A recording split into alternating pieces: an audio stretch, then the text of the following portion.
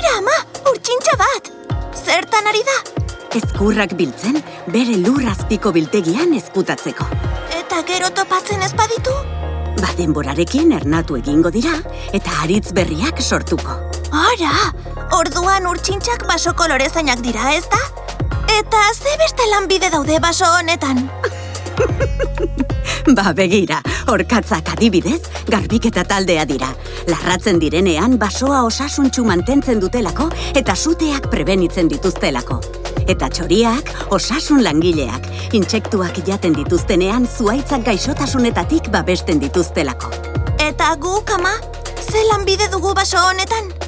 Basoan, animalia bakoitzak lan bat egiten du. Eta zuk, ze lanbide duzu naturan? EITB transformazioa.